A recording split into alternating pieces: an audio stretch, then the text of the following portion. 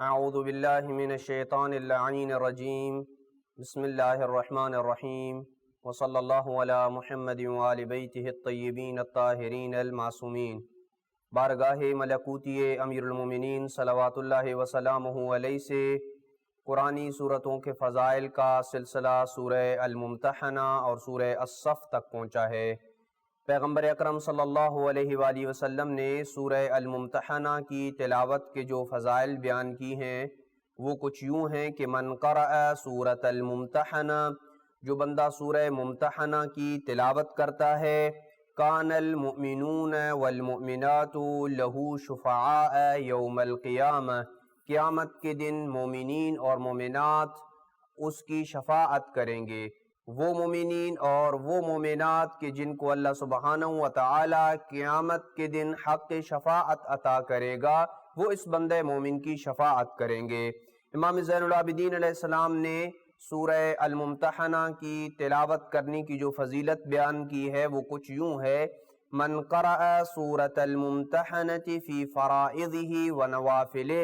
جو بندہ اپنی واجب نمازوں میں اور نوافل میں سورہ الممتحنہ کی تلاوت کرتا ہے، امتحن اللہ قلبہ للایمان، اللہ سبحانہ وتعالی ایمان کے لیے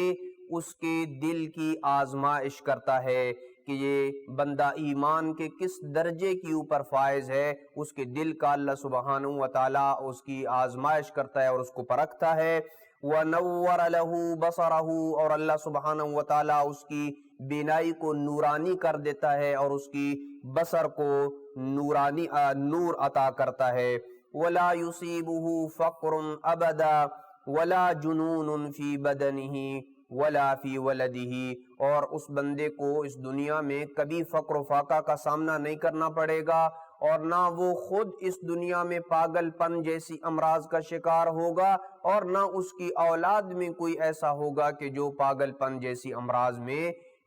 مبتلا ہوگا۔ اللہ سبحانہ وتعالی اس صورت کی برکت سے انسان کو ان امراض سے محفوظ رکھتا ہے۔ اسی انداز میں پیغمبر اکرم صلی اللہ علیہ وآلہ وسلم نے سورہ الصف کے فضائل کو بیان کیا۔ من قرأ سورة عیسیٰ، جو بندہ سورہ عیسیٰ کی تلاوت کرے۔ اس جملے سے پتہ چلتا ہے کہ سورہ صف کا دوسرا نام سورہ عیسیٰ ہے۔ اسی وجہ سے پیغمبر نے فرمایا جو بندہ سورہ عیسیٰ کی تلاوت کرنے والا ہوگا، کان عیسیٰ مصلیا علیہ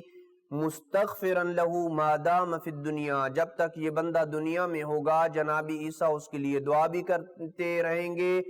اور اس بندے کے لیے طلب مغفرت کرتے رہیں گے، اور جب یہ بندہ دنیا سے رخصت ہو جائے گا وَهُوَ يَوْمَ الْقِيَامَةِ رَفِيقُهُ، تو قیامت کے دن جناب عیسیٰ علیہ السلام اس کے رفیق اور اس کے ساتھی ہوں گے جنت میں۔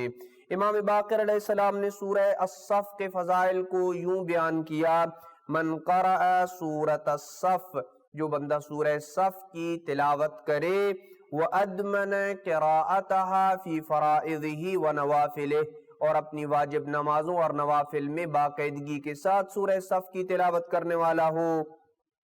صفہ اللہ مع ملائکتہ وانبیائہ المرسلین، اللہ سبحانہ وتعالی اسے اپنے فرشتوں اور انبیاء مرسلین کی صفوں میں لا کھڑا کرے گا۔ قیامت کے دن جہاں پہ انبیاء مرسلین اور ملائکہ کی صفیں ہوں گی، سورہ صف کی تلاوت کرنے والا ان صفوں کے درمیان موجود ہوگا اور تمام اہل محشر اس کو ان صفوں میں دیکھیں گے کہ جو صفیں انبیاء و مرسلین اور ملائکہ کی ہوں گی۔ دعا ہے کہ اللہ سبحانہ وتعالی ہمیں سورہ صف اور سورہ الممتحنہ کی تلاوت اور اس کے اندر موجود مضامین اور احکامات الہیہ پہ عمل کرنے کی توفیق نصیب فرمائے۔ وصلی اللہ علی محمد وآل بیتہ الطیبین الطاہرین المعصومین۔